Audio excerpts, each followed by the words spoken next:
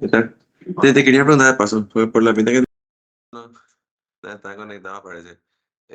¿Cómo bajo la asistencia todo de una vez? Me dijeron que una vez puedo bajar toda la asistencia. Sí, puedo bajar. Porque yo lo que pillé es que puedo bajar de a uno, ¿verdad? Pero no, nunca pillé cómo bajar todo de una vez.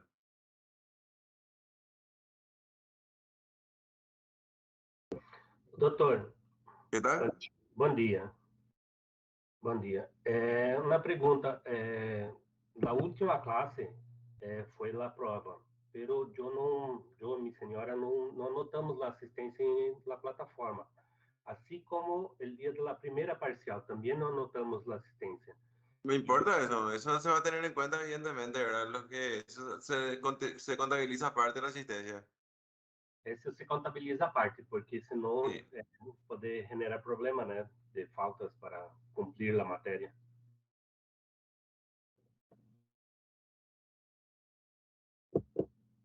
¿Cómo hiciste? No, no pillé cómo hiciste. Pero igual.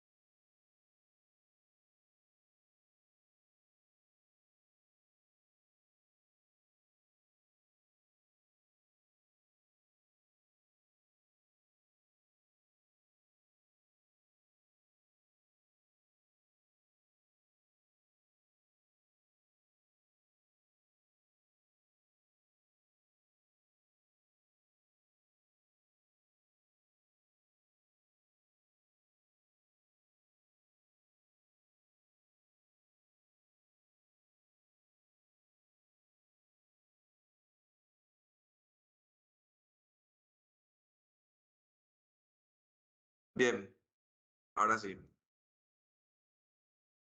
Vamos a empezar.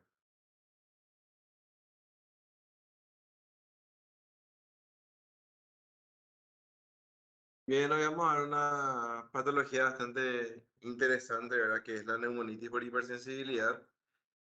Es básicamente una, una patología que, que se produce por la inhalación de polvos orgánicos, ¿verdad? Así como habíamos hablado de que existe una patología que se produce por inhalación de polvos inorgánicos, o sea, de silicio, de amianto, ¿verdad? De metales pesados en general. Esta patología se produce por la inhalación de polvos orgánicos. ¿Qué significa eso?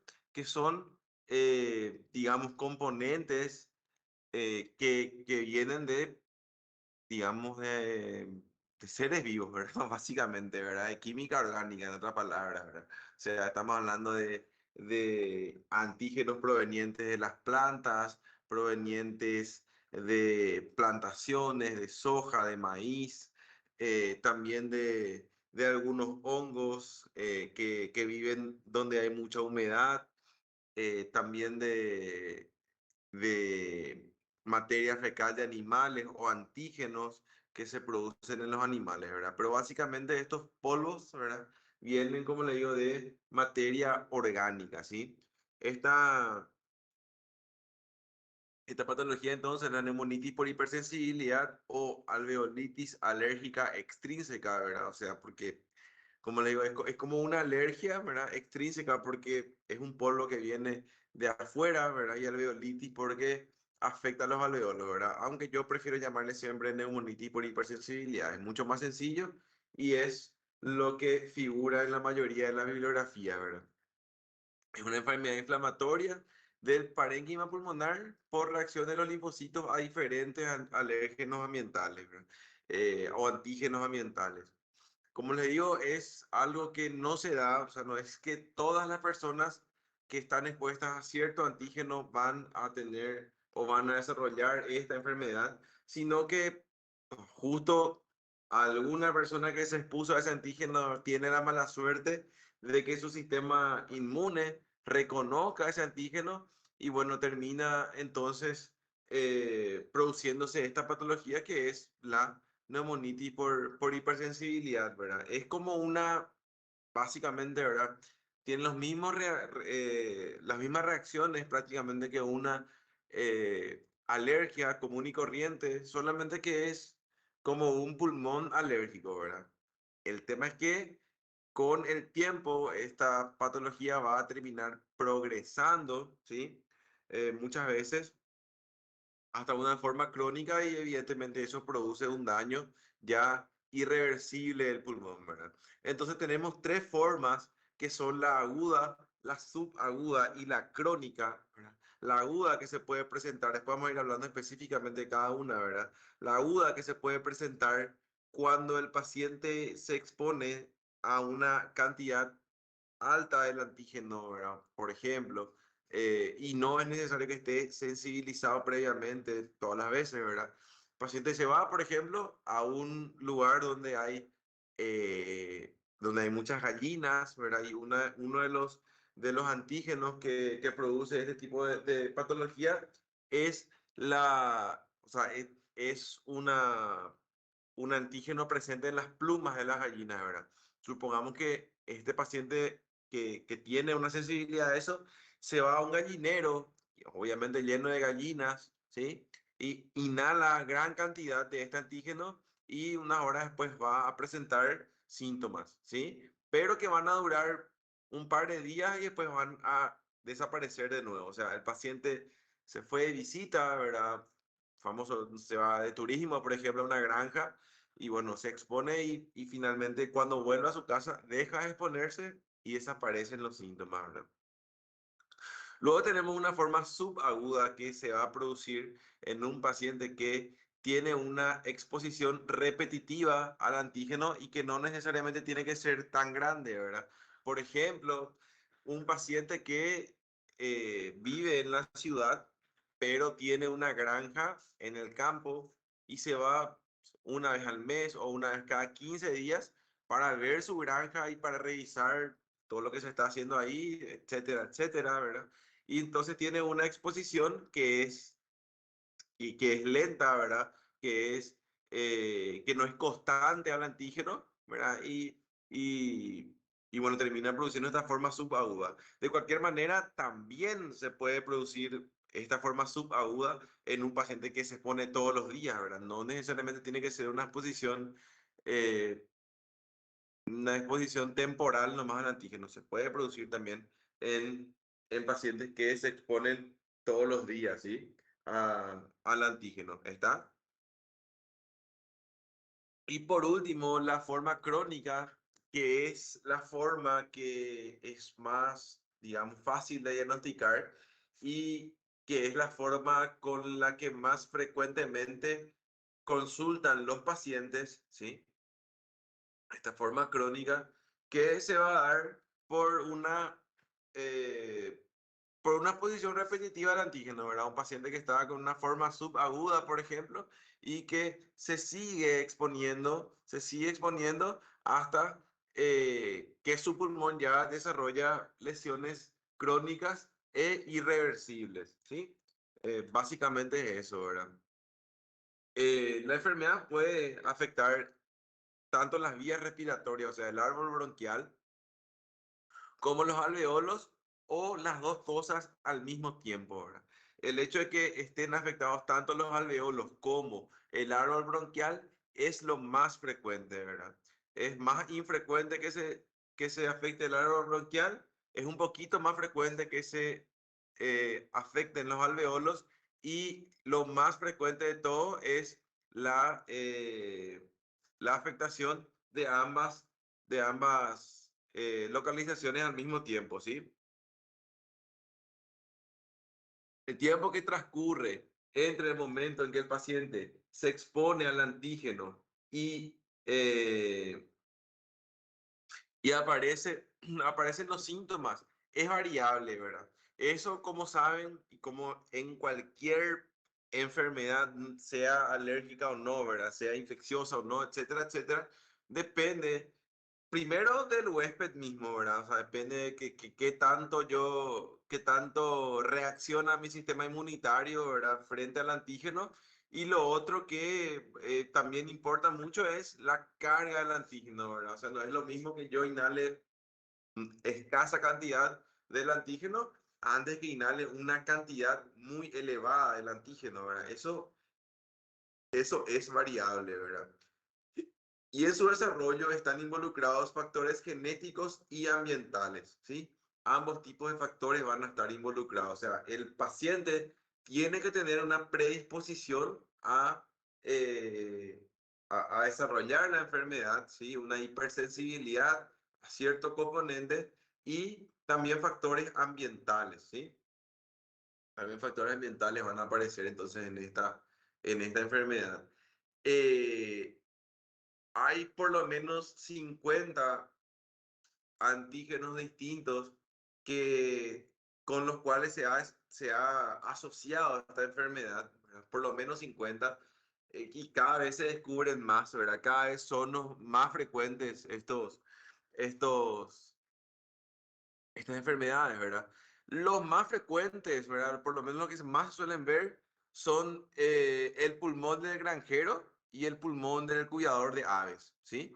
El pulmón del granjero, donde el paciente está expuesto, o sea, ahí vemos los antígenos responsables, ¿verdad?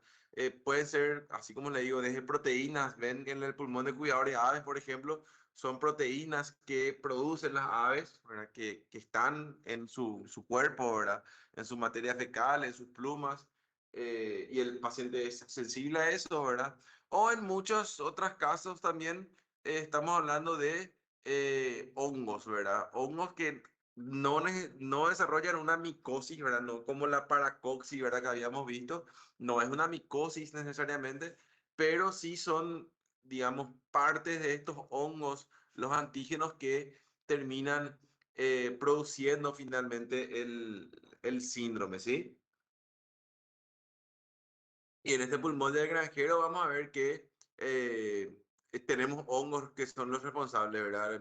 Micros, micropolispora, ¿verdad? Y la Thermoctinophyces, ¿verdad? Que son dos especies de hongo con dos géneros, perdón, de hongos con su especie particular, ¿verdad? Que se encuentran en el heno y en el abono, o sea, en el alimento de los animales se encuentran estos hongos, ¿sí?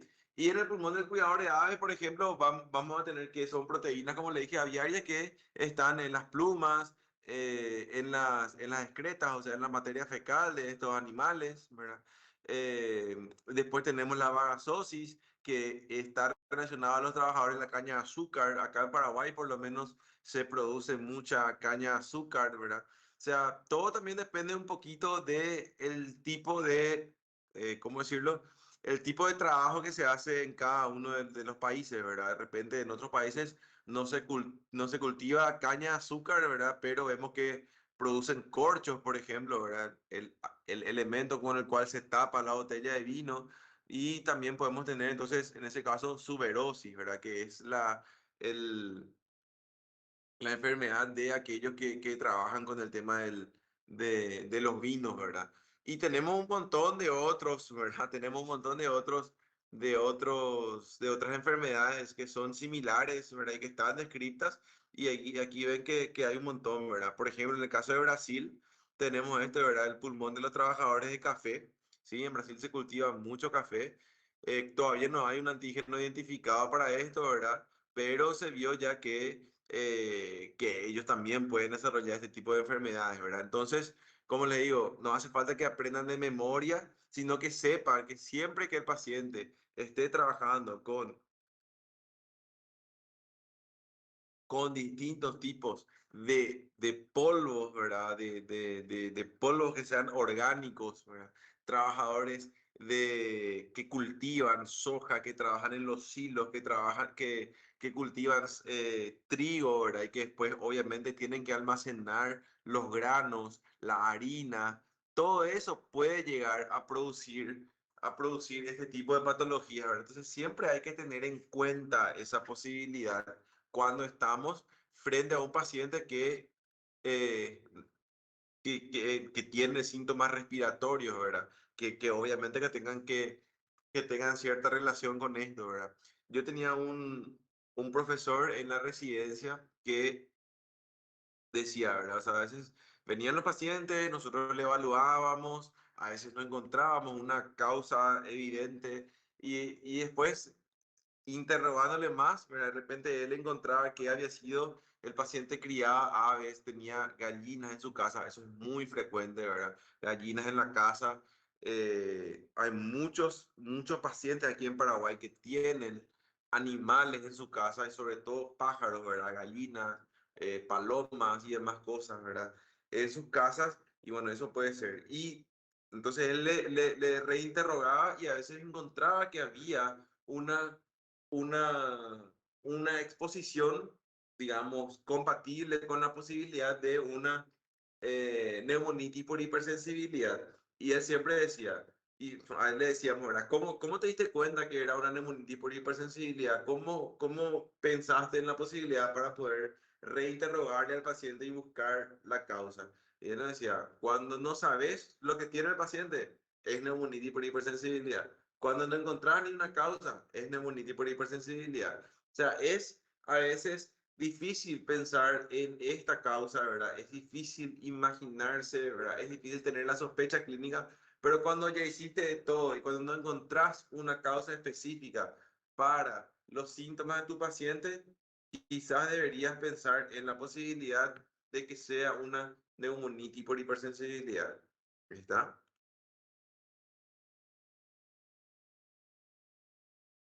Entonces tenemos tres formas clínicas, ¿verdad? Que pueden ser progresivas o pueden no progresar.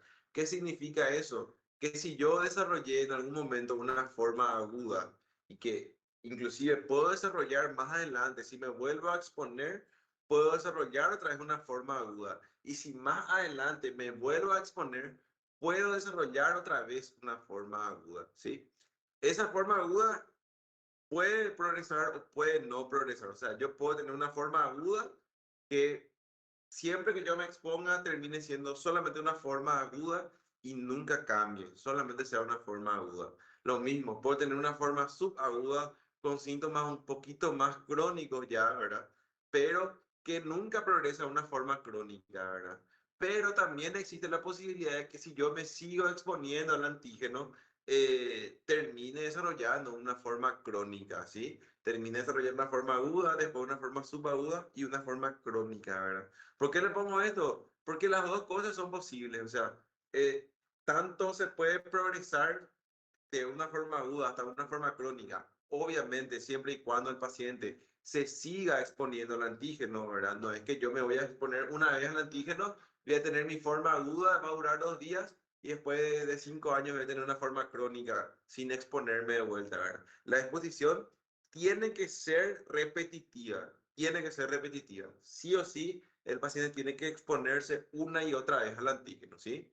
Eso por un lado.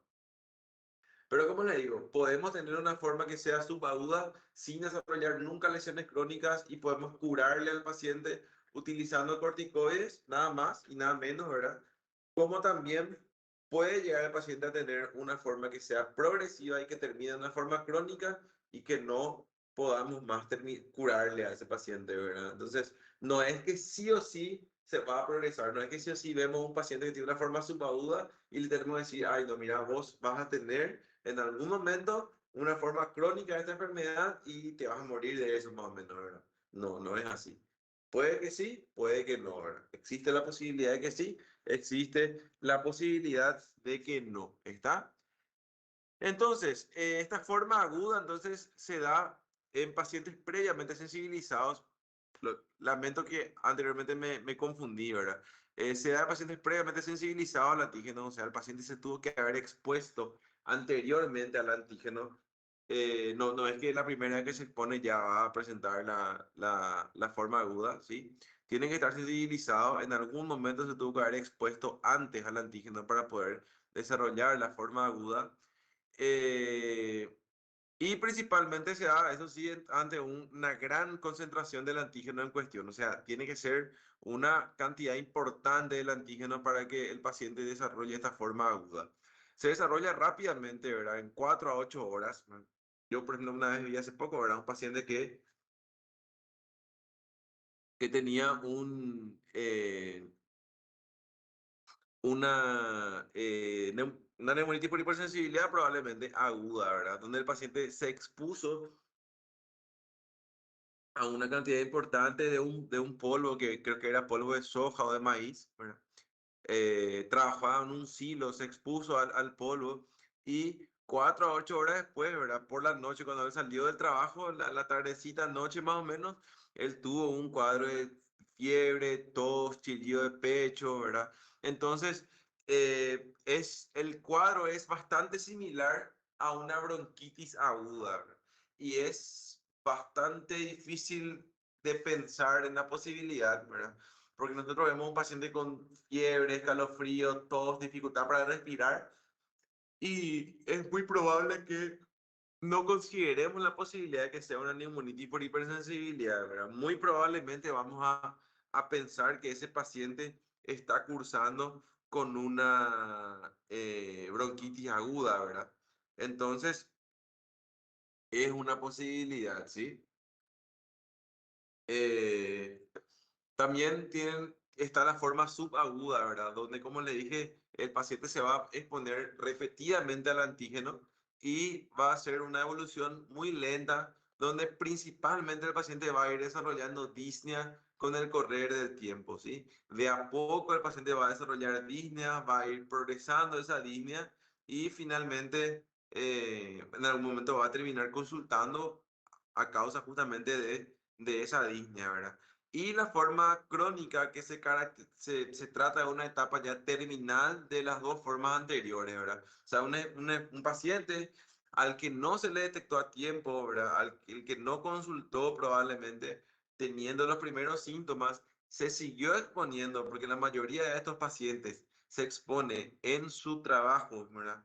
Porque son granjeros, porque crían aves, o con su hobby, ¿verdad? Su hobby es criar aves, por ejemplo o mismo dentro de la casa, ¿verdad? Humedad en la casa a veces, hongos en el baño del paciente pueden llegar a producir esta enfermedad. O sea que el paciente eh, se está exponiendo siempre al antígeno, ¿verdad? O sea, es muy raro que haya pacientes que no estén constantemente expuestos al antígeno, ¿verdad?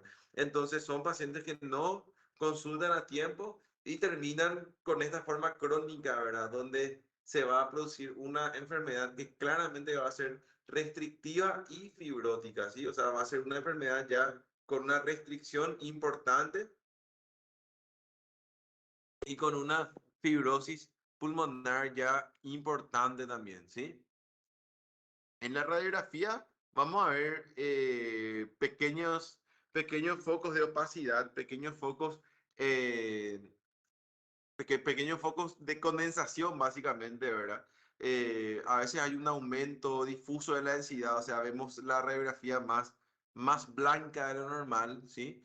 Pero es muy difícil, como le dije, es muy difícil pensar en esta patología, ¿verdad? Si vemos solamente una radiografía, probablemente vamos a pensar que el paciente está con una neumonía, vamos a pensar cualquier cosa, pero es muy improbable que podamos considerar el diagnóstico de neumonitis por hipersensibilidad solamente mirando la radiografía y solamente con los síntomas del paciente, ¿verdad?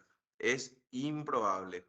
Ahora, con la tomografía sí tenemos una utilidad mucho más útil, ¿verdad? Y particularmente con la tomografía de alta resolución, ¿sí? Estas tomografías van a tener una sensibilidad bastante alta y en las diferentes etapas de la enfermedad vamos a encontrar un hallazgo, ¿verdad? Bastante distintos los unos de los otros, ¿verdad? Por un lado tenemos la etapa aguda, donde vamos a observar nodulillos centrolobulillares de tipo vidrio esmerilado. O sea, vamos a ver un montón de nódulos pequeños que normalmente están repartidos por todo el pulmón y que no y que tienen cierta distancia entre ellos, ¿verdad? Y que esa distancia se mantiene, como ya habíamos hablado antes, ¿verdad? Aquí, por ejemplo, vemos una neumonitis por hipersensibilidad, donde vemos supuestamente pequeños nódulos, ¿verdad? Bastante difícil de ver. Acá quizás se ve un aumento difuso de la densidad, pero tampoco es tan evidente, ¿verdad? Probablemente le pediríamos al paciente que se haga una tomografía, ¿verdad? Les quiero mostrar un poco los nodulillos, ¿verdad? Aquí vemos, por ejemplo, los nodulillos, ¿verdad?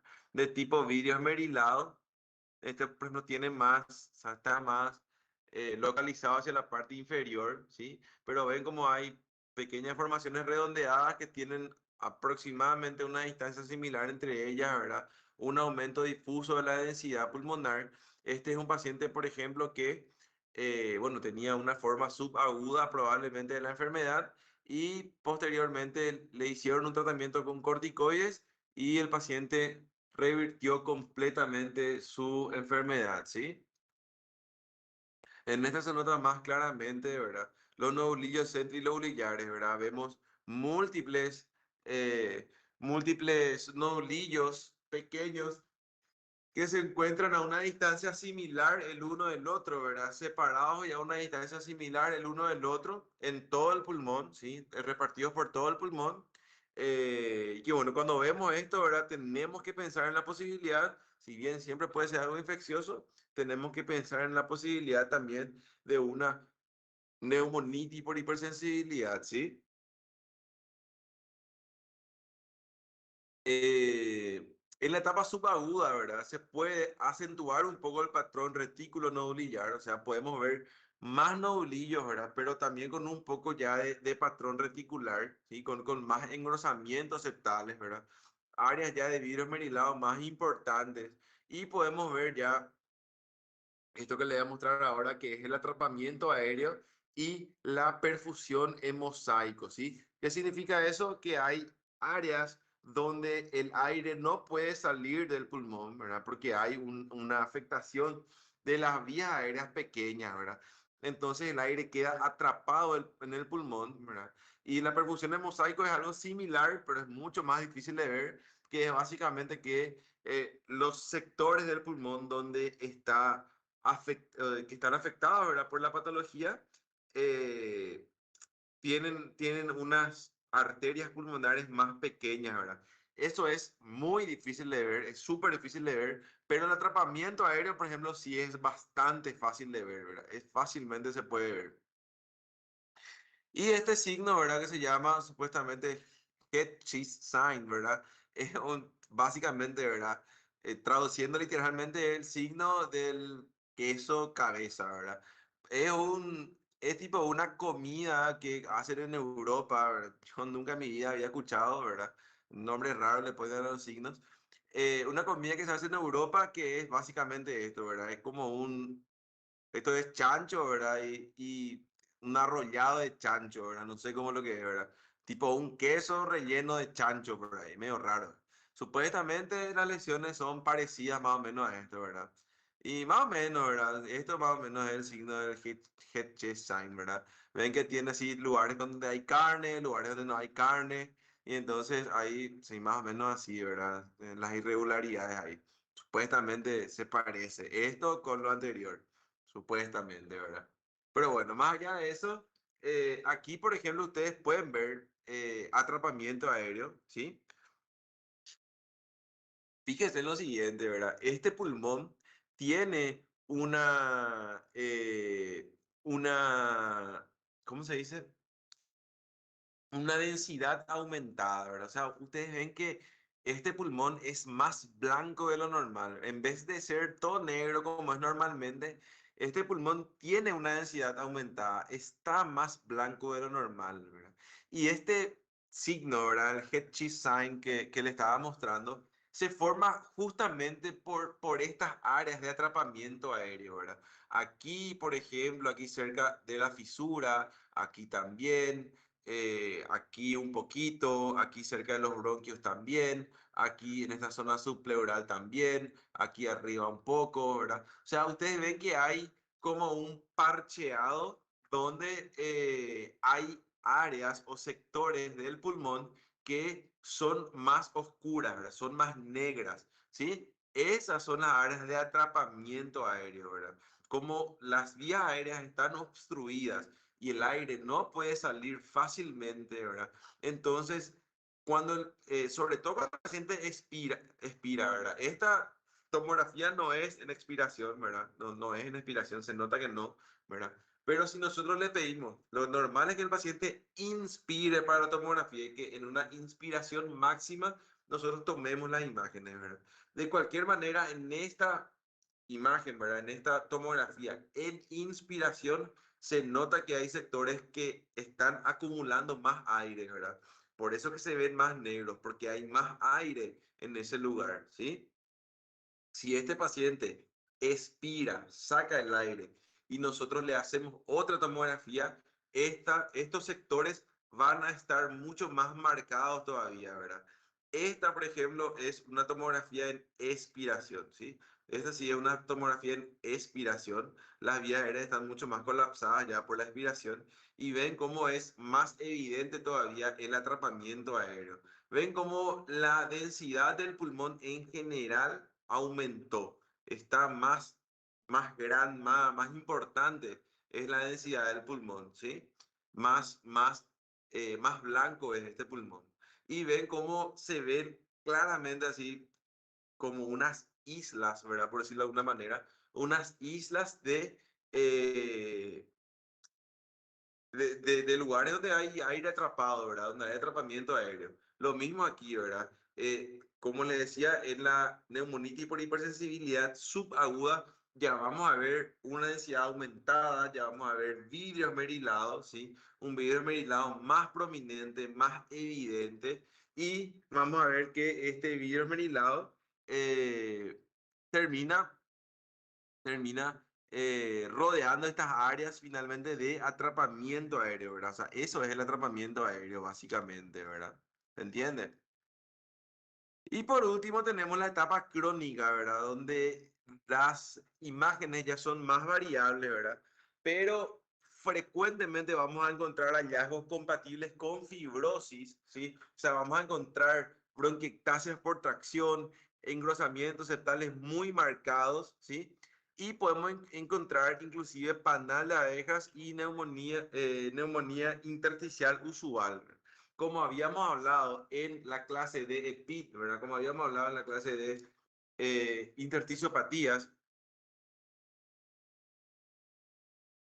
eh, el panal de abejas no es solamente de la fibrosis pulmonar idiopática, sino que puede aparecer en otras patologías y una de las patologías más frecuentemente asociadas a neumonitis, perdón, a neumonía intersticial usual, ¿verdad? Es justamente la neumonitis por hipersensibilidad. Entonces, estos pacientes pueden terminar preparando, pueden estar presentando la neumonitis por hipersensibilidad.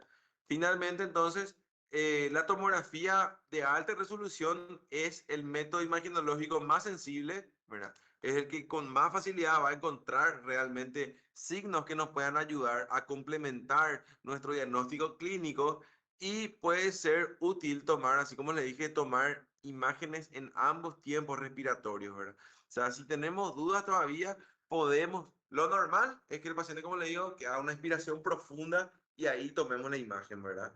Pero podemos pedir una imagen en expiración para poder ver si hay atrapamiento aéreo. Es mucho más evidente el atrapamiento aéreo en expiración, ¿verdad? Porque el paciente saca todo el aire que puede y esos sectores afectados finalmente quedan con aire dentro y se nota mucho más, ¿verdad? Aquí pueden ver, por ejemplo, esto que les decía ya de la neumonitis por hipersensibilidad en su fase crónica, ¿verdad? Donde vemos claramente panal de abejas, ¿sí? Panal de abejas. Aquí vemos engrosamientos septales importantes, un poco de atrapamiento aéreo también y un poco de panal de abejas en la parte más inferior, ¿verdad? Así como le dije, es un poco variable ya en esta etapa de la enfermedad, las imágenes son un poco variables, ¿verdad? Por un lado panal de abejas, por otro lado podemos encontrar atrapamiento aéreo, por otro lado podemos encontrar engrosamientos septales, ¿verdad? Pero una forma útil para, obviamente útil, pero no 100% específica, para poder diferenciar la neumonitis por hipersensibilidad de la fibrosis pulmonar idiopática, aparte de, obviamente, todas las pruebas que le vamos a hacer y la historia de exposición, ¿verdad? Es que la neumonitis por hipersensibilidad produce lesiones principalmente en la parte superior de los pulmones, ¿verdad? En la neumonitis por hipersensibilidad, fíjense este pulmón, ¿verdad? A diferencia de la fibrosis pulmonar idiopática, donde las lesiones y sobre todo el panal de abejas van a estar localizadas principalmente en la parte inferior, ¿verdad? Y va a haber cierta simetría entre los dos lados, o sea, van a estar los dos pulmones afectados más o menos en igual manera, ¿verdad? A diferencia de eso, las lesiones en la neumonitis por hipersensibilidad predominan en lóbulos superiores. No quiere decir que no va a haber ninguna lesión en los lóbulos inferiores, ¿verdad? Lo mismo en la fibrosis pulmonar idiopática, ¿verdad? Las lesiones predominan en lóbulos inferiores, pero obviamente también pueden haber lesiones en lóbulos superiores y sobre todo si es que ¿cómo se dice? Sobre todo si es que la enfermedad va progresando, ¿verdad? En la neumonitis por hipersensibilidad pasa lo contrario. Predominan en lóbulos superiores, ¿verdad? Si ustedes se dan cuenta, estas lesiones son claramente asimétricas, ¿verdad? Vemos que en el pulmón derecho hay muchísimas lesiones, ¿verdad? Una lesión muy importante. En cambio, en el pulmón izquierdo también hay lesiones, pero mucho menos, ¿verdad? Y que el predominio es súper evidente en los lóbulos superiores, ¿verdad? Hay lesiones, hay engrosamientos septales en los lóbulos inferiores, pero no se observa panal de abejas, ¿verdad?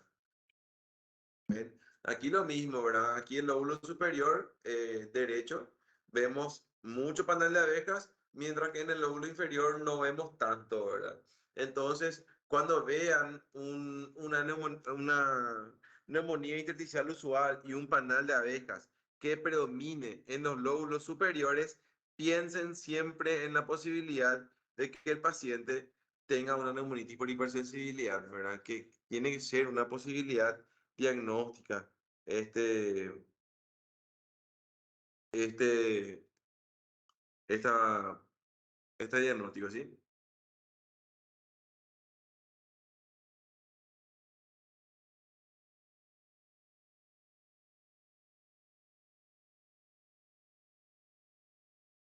Aquí lo mismo, ¿verdad? O sea, el tema del atrapamiento aéreo, ¿verdad? Ven amplias áreas de vidrio esmerilado donde hay las flechas, ¿verdad? Están marcando las áreas de atrapamiento aéreo, ¿sí?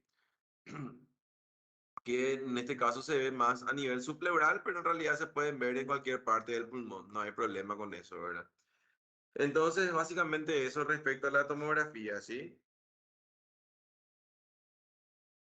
Como vieron, ¿verdad? Las imágenes radiológicas son claves en la sospecha, ¿verdad? O sea, es muy difícil, como le dije, pensar en la posibilidad de una neumonitis por hipersensibilidad solamente con la clínica del paciente, ¿verdad? Las imágenes tomográficas, no le digo que son 100% características, ¿verdad? O sea, que vos ves esa imagen y solamente puedes pensar en neumonitis por hipersensibilidad, pero nos va a ayudar mucho, ¿verdad? Si nosotros logramos tener síntomas compatibles, una exposición, o sea, una exposición clara a un antígeno y tenemos encima imágenes compatibles, evidentemente el diagnóstico va cerrando mucho más, ¿verdad? Entonces, eh, es una sumatoria de todo, ¿verdad? Muy difícil hacer el diagnóstico solamente de una u otra manera, ¿verdad? Sino que tenemos que sumarle un poco de todo a este diagnóstico, ¿verdad? Como ya les dije, ¿verdad? Predominan en lóbulos superiores, son claramente asimétricas, ¿verdad? Es muy importante encontrar el agente causal, ¿sí? En nuestro medio hay dos causas fundamentales, los antígenos animales, ¿verdad? Sobre todo de las aves, como ya les dije, y los antígenos vegetales, sobre todo personas que trabajan en el campo, en plantaciones, en silos, ¿verdad? En lugares donde se guardan los granos, las harinas que se producen a partir de todo, ¿verdad? Trigo, soja, mandioca, etcétera, ¿verdad? La biopsia no es siempre fundamental para el diagnóstico, ¿verdad? Aunque podemos encontrar lesiones que pueden ayudar, ¿verdad? Tampoco es que vos le haces una biopsia al paciente y ya tenés el diagnóstico por biopsiarle, ¿verdad? Pero pueden ayudar a orientar el diagnóstico, ¿verdad? Pueden ayudar a orientar un poco el diagnóstico. Vamos a encontrar lesiones granulomatosas, vamos a encontrar una alveolitis, una inflamación linfocítica en los alveolos, ¿sí? Eh, Básicamente eso, ¿verdad? Pero en general no solemos biopsiar si es que el diagnóstico es evidente, ¿verdad? Otras veces, bueno, cuando hay dudas, ese es el problema, ¿verdad? O sea, muchas enfermedades pulmonares se parecen unas con otras, ¿verdad? Esto se parece con las enfermedades pulmonares intersticiales difusas, las enfermedades pulmonares intersticiales difusas se parecen con la micosis, ¿verdad? Y cuando hay algo que está en el medio de los tres y no sabemos qué es, bueno, ahí biopsiamos, ¿verdad? Pero en general, el diagnóstico se hace sin biopsia, o intentamos por lo menos hacerlo sin biopsia, ¿verdad? Podemos pedir anticuerpos dirigidos contra aquellos antígenos que pensamos que pueden ser los causantes del cuadro. Esto a veces es muy difícil porque no siempre sabemos cuál es el antígeno particular. Como les digo, hay más de 50 antígenos que están involucrados. A veces, o sea, el hecho de que un paciente tenga anticuerpos positivos contra un antígeno no quiere decir que necesariamente ese es el antígeno que está causando el cuadro. O inclusive hay pacientes que tienen anticuerpos positivos y que no tienen ningún síntoma. Entonces es muy difícil interpretar los anticuerpos, ¿verdad? O sea, yo le puedo pedir a un paciente, me puede venir positivo y no quiere decir que necesariamente tiene una neumonitis por hipersensibilidad, ¿verdad?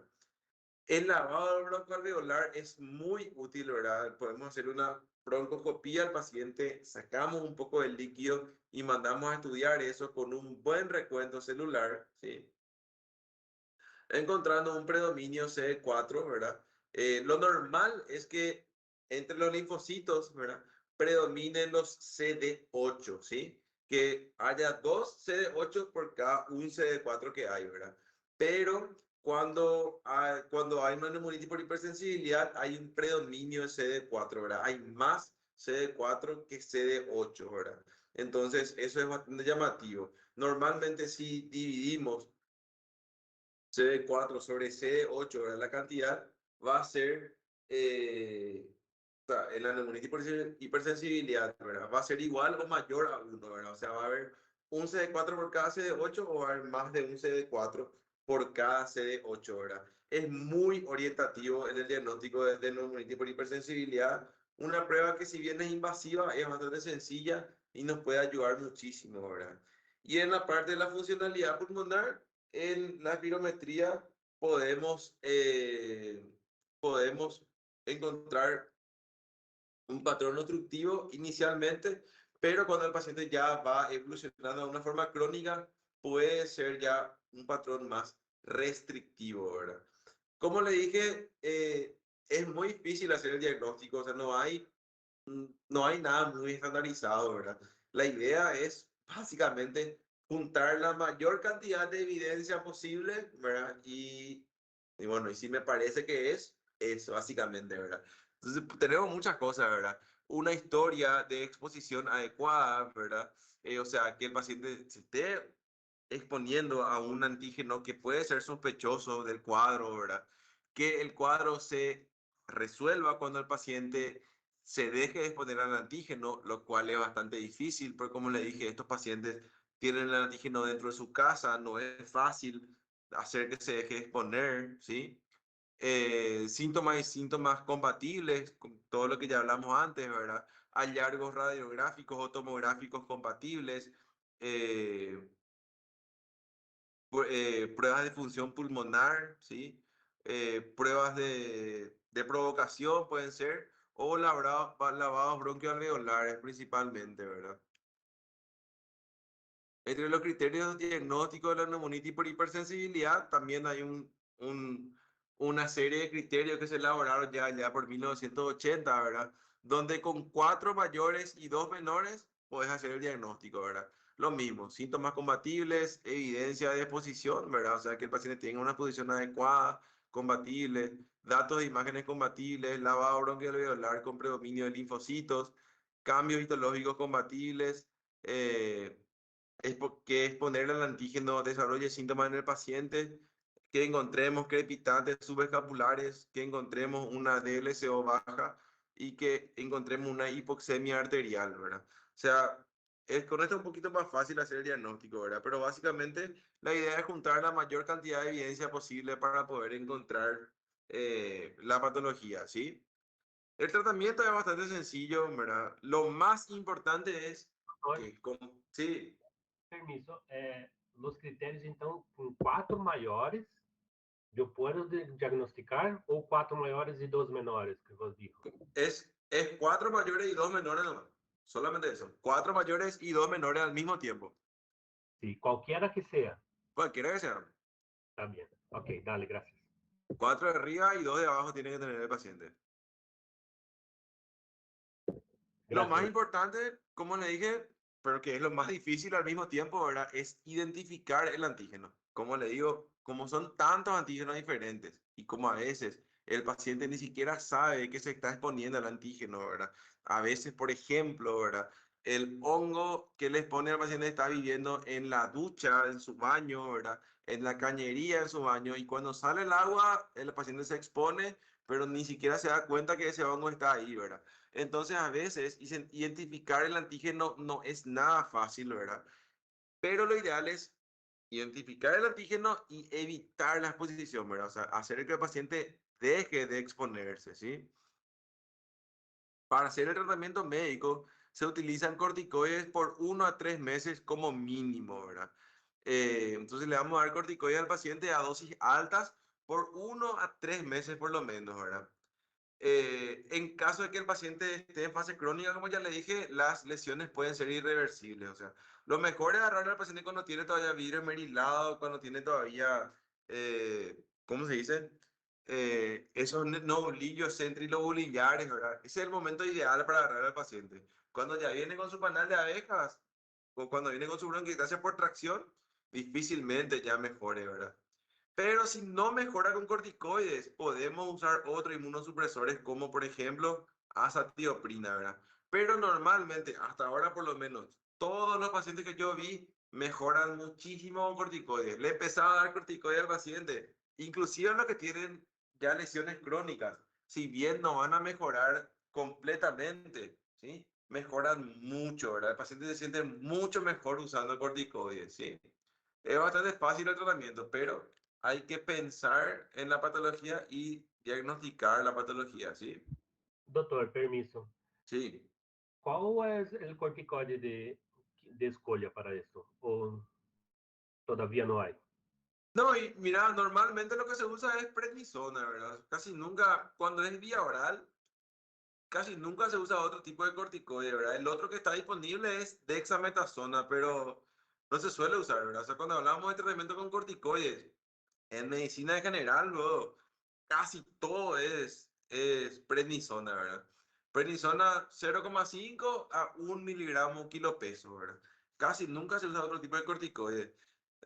En otros países yo sé que hay, por ejemplo, betametasona, hidrocortisona, eso por vía oral. Acá en Paraguay no están luego disponibles, ¿verdad? Pero en general, prednisona nomás es lo que se usa, ¿verdad? Eso por vía oral. ¿Y se hace por inyectable también o todavía no es necesario? Normalmente no, no solemos usar, ¿verdad? Porque como una patología que, vamos a decirle, no es leve, ¿verdad? Pero es una patología que no causa mucho problema en el paciente. No necesitamos hacer una dosis de ataque, ¿verdad? O sea, no es como, no sé, una hemorragia alveolar por lupus, ¿verdad? Donde le vamos a poner metilprednisolona 5 días al paciente porque el paciente básicamente se puede morir, ¿verdad? Si es que no le hacemos tratamiento urgente. En este caso, tenemos tiempo para ir trabajando con la patología. Normalmente usamos siempre solamente vía oral, ¿sí? Pero ahí ya depende del criterio médico. Se puede hacer también una dosis de ataque, se puede hacer con metilprednisolona sobre todo, ¿verdad? Por vía intravenosa. Yo hasta ahora, de todos los pacientes que vi, a uno le pusieron metilprednisolona. Personalmente, yo con mis pacientes solamente prednisona les suelo hacer, ¿verdad? Lo que hago sí es darle dosis altas a veces, ¿verdad? Le doy, por ejemplo, 100 miligramos de prednisona día por 15 días, después le bajo a 50 y después le voy bajando durante 2 meses más, ¿verdad?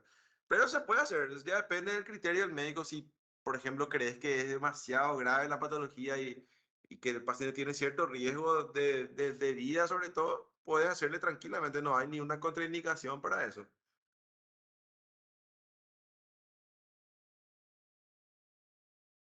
Y normalmente intravenoso lo que se usa es, como te dije, metilprednisolona, se puede hacer 500 miligramos o 1 gramo inclusive por día, por 3 a 5 días. Eh, ¿Tiene alguna relación con alguna otra patología asociada con se puede empeorar el cuadro del paciente? Paciente que es fumador, por ejemplo, que ya tiene una patología de base de pulmón. Y obviamente que siempre va a ser peor, ¿verdad? Un paciente que ya tiene una patología de base, que es EPOC o que es asmático, evidentemente los síntomas van a ser peores, ¿verdad? Pero no es, por ejemplo, como la silicosis, donde hay una relación clara que si el paciente fuma, tiene más posibilidades de desarrollar silicosis, ¿verdad?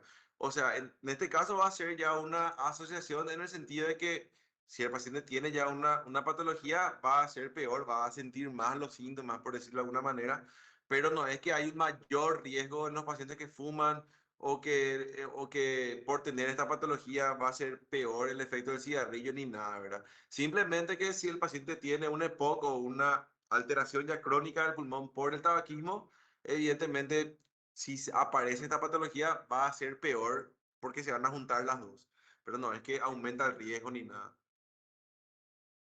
Y una patología así como el EPOC puede enmascarar a esta patología por cuenta de las radiografías, la tomografía, se puede enmascarar así un poco o es así por la clínica podemos diferenciar.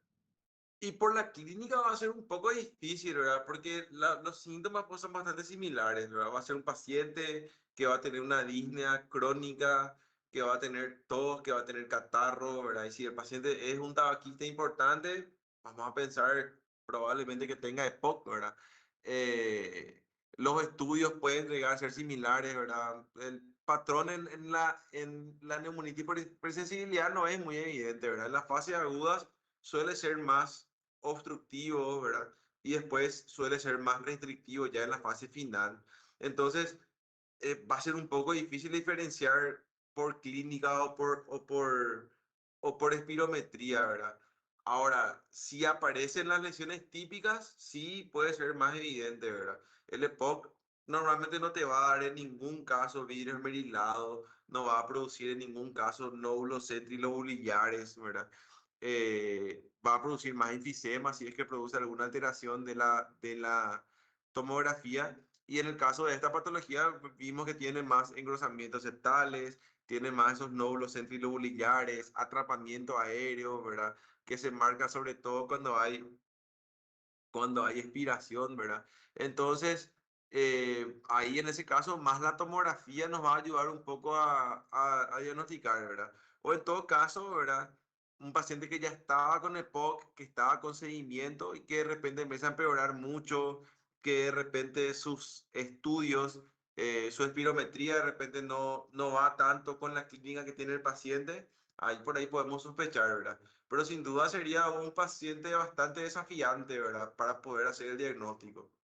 Como le digo, eso es lo difícil del neumo, ¿verdad? Porque a veces vos ves las imágenes o ves los estudios y cuando damos la clase parece muy fácil, ¿verdad? Pero muchas veces vemos que los pacientes tienen cuadros que están superpuestos o que el cuadro no es muy evidente, no es tan claro si es una cosa o la otra y ahí es donde está realmente la dificultad de diagnosticarle a estos pacientes, ¿verdad? Quizá en ese caso, por ejemplo, si llegamos a sospechar podemos hacerle una biopsia pulmonar al paciente. En ese caso, por ejemplo, cuando hay una superposición con un EPOC, por ejemplo, sería útil una biopsia pulmonar o un lavado broncoalveolar, ¿verdad? El EPOC, por ejemplo, no va a tener un predominio linfocítico, va a tener un predominio de macrófagos y la neumonitis por hipersensibilidad va a tener un predominio claramente de linfocitos. Eso nos puede ayudar, por ejemplo, a hacer el diagnóstico diferencial. El desafío realmente va a ser cómo sospechar que el paciente tiene una neumonitis por hipersensibilidad si es que ya tiene un EPOC, ¿verdad? Ahí está la dificultad. Sí, doctor, fue por eso que yo pregunté, por la asociación que normalmente el paciente no viene con una patología solo, muchas veces tiene otra más y por eso la diferenciación así siempre ayuda. Gracias. Está, entonces, nos vemos. Creo que ya no nos queda más ninguna clase. Creo que ya esta era la última clase. Ah, no, nos queda todavía apnea obstructiva del sueño. Esa es la que nos falta. Apnea obstructiva del sueño. Y decime nomás, Fabio. Olá, doutor, bom dia. Doutor, não sei se hablo aqui com você sobre o tema de nota da primeira parcial, Ujú. já o delegado. Sí, tengo que, la verdad que me parece raro, ¿verdad? Tengo que buscar tu examen porque yo ya puse todas las notas que yo tenía, ¿verdad? Pero puede ser que se me haya mezclado con alguna otra sección, ¿verdad? Porque los exámenes que yo ya tenía, ya puse todas las notas, ¿verdad? Y yo no tengo tu nota, ¿verdad? Voy a buscar tu examen. Quizás se me mezcló con alguna otra sección, puede ser. Me Sim, avisó él, doutor, dijo, este fin de semana voy a buscar. provavelmente, porque esse dia eu rendi tu prova por la manhã, na verdade, Ujú. e rendi psiquiatria à tarde, então se a prova eu rendi, eu tenho certeza, assim, sabe? O tema que Ya, pode ser mesclado, ¿verdad? puede ser, puede ser. Eu Sí. tenho incluso o gabarito todo que eu anotei del dia. Pero está, doutor. Dale, voy a avisar al delegado cualquier cosa y me voy a comunicar contigo, ¿sí? Perfeito, doutor. Muitíssimas graças. Bom dia. Dale.